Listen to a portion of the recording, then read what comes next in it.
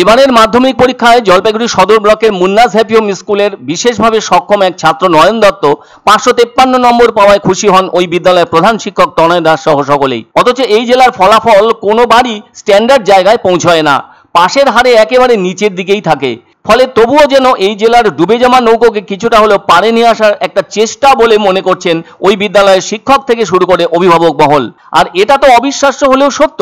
একদিকে যখন বেশ কিছু বছর ধরে মাধ্যমিক রেজাল্টের ক্ষেত্রে নিম্নমুখী থাকছে এই জলপাইগুড়ি জেলার পাশের হারের গ্রাফ, সেক্ষেত্রে একজন দিব্যাঙ্গন পরীক্ষার্থী হিসেবে তার এমন ফলাফলে তাক লাগিয়ে দিয়েছে জেলায় বলে অভিমত ওই বিদ্যালয়ের প্রধান শিক্ষক তনয় দাসের। ৭৯% নম্বর পাওয়া ছাত্র নয়ন দত্ত শারীরিকভাবে উচ্চতা মাত্র 2 ফুট, নিজে একা একা চলাফেরা করতে পারে না।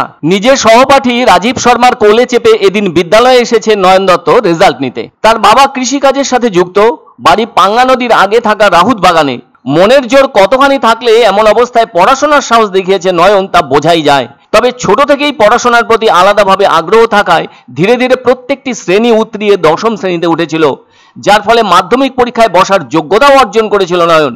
জানা গেছে পরীক্ষার সময় নয়ন আলাদাভাবে কোনো স্থানে বসে পরীক্ষা দেয়নি, বিদ্যালয়ের সহপাঠীদের সাথে বসেই পুরো মাধ্যমিক পরীক্ষা দিয়েছিল সে। পরীক্ষা শেষ হওয়ার পর থেকে সেভাবে হয়তো আর বন্ধুদের সঙ্গে দেখা হয়নি তার।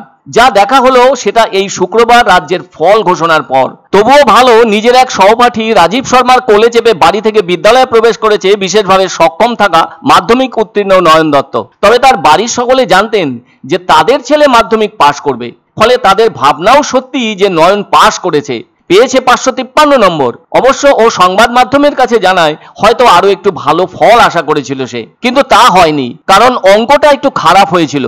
যাই হোক, তবুও এই ছাত্রটির দৌলতে বিদ্যালয়ের একটু নাম ছড়ালো। এদিকে পাশ করায় তার যে ভালো লাগা সেটা মুখের হাসির ভেতর দিয়েই প্রকাশ পেয়েছে, কেননা বন্ধুর কোল থেকেই সংবাদ মাধ্যমের সামনে যেন এই প্রথম লাজুক লাজুক ভাব রেখে কথা বলল নয়ন। তবে ওর এই রেজাল্টে খুশি কৃষিকাজের সাথে যুক্ত থাকা বাবাও।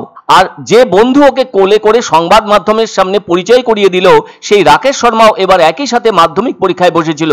ফলে রাজীবও পাশ করেছে, পেয়েছে 521 নম্বর, যা কিনা 73% নম্বর। তবে নিজের এমন প্রাপ্তি প্রসঙ্গে নয়ন জানায় পড়াশোনা করেই এমন সাফল্য, সেজন্য আগামীতে সে কালেক্টর হতে চায়। অন্যদিকে মুন্নাস হ্যাপি হোম হাই স্কুলের প্রধান শিক্ষক তনয় দাস বলেন ওর জন্য বিদ্যালয়ের সকলেই গর্বিত, ওকে দেখে আরো অনেকেই অনুপ্রাণিত হবে আগামী দিনে। তনয়বাবু বলেন এবার তার বিদ্যালয় থেকে 116 জন মাধ্যমিক পরীক্ষায় বসেছিল, পাশ করেছে 73 জন। 553 না, কোনো অসুবিধা হবে না। কালেক্টর সাইন্স নিয়ে বলবো একদম।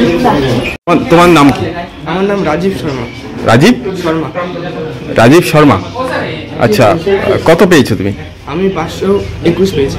পড়াশোনা ছাড়া ক্রিকেট খেলতে ভালো লাগে, ইঞ্জিনিয়ারিং যাওয়া ইচ্ছে। ভালো লাগছে, কিন্তু আরেকটু যদি ভালো হতো তাহলে আরো। নয়ন যে প্রতিবন্ধকতা নিয়ে যেই রেজাল্ট করে দেখালো, এটা মনে হয় দিব্যাঙ্গ সমাজের কাছে একটা, দিব্যাঙ্গ সমাজ কেন, মানে মূল সমাজের কাছেও একটা অনুপ্রেরণার বার্তা যে লড়াই সবসময় করা যায়, শারীরিক প্রতিবন্ধকতা কোনো বাধা হতে পারে না।